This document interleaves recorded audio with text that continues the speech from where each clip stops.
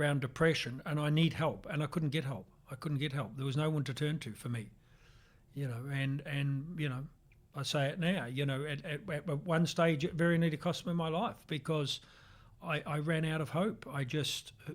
So many doors closed off to me, so many, my thoughts of going to see someone at a kind of a professional level, that it would be in the front pages of the paper the next day, and that I would be put in a straitjacket and put into a psych ward somewhere, because that was what the mental services, that was the picture it painted to me. It was like One Flew Over the Cuckoo's Nest. Remember that movie?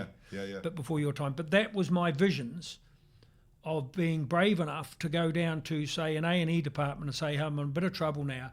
And that's where I feared that I would be put, and people wouldn't understand. And wow, to try to go through those days was very, very difficult for me. I remember playing a game, a provincial game, now not just a club game or whatever, like a Leinster-Munster game. And I remember coming off the pitch, and the first thing I did, rather before I even got changed, I don't even know to this day whether I did get changed, but I went into a local payphone with the days before mobile phones, and out in the rain, big enough guy at that stage, 6'3", 17, 18 stone, and just rang my father in tears and said, Dad, you've got to come and pick me up. I can't play rugby anymore. I can't, I wasn't even getting the enjoyment out of that. People didn't understand either.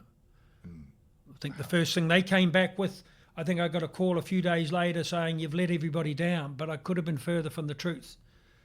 Just because I didn't explain to them, I didn't tell my friends, I just disappeared because I couldn't cope. And, to this day, if somebody had shown care to me, that I could have opened up and talked about, and things would have been easier. But I just felt that I don't want to be a burden to the team. I don't want to be a burden to my parents. I don't want to be a burden to anybody. And that's the way that I felt, that I was a burden. How old were you? Well, I started having my first panic attacks that I hid from about 14 years of age, and I hid them reasonably well so that people didn't know. Nobody knew, really, not only my own family. They knew at times that, I suppose they could see probably signs, but, I don't blame them, because I never went to them because I just felt alone. I thought, who could I go to? Who could I go to? My father loved me and I loved him, but, he was an old-fashioned father in some regards, and worked very hard, and three jobs a day to put food on the table and a roof over your head, and I loved him for that.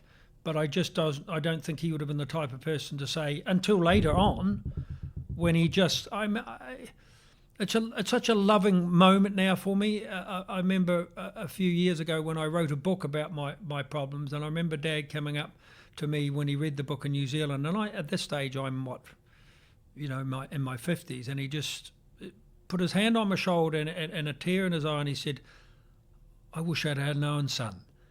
And just to say that was with so much love, and it's quite emotional even now telling that story. But I just then got it that he got it, and I wished I had have gone to him, but I didn't. So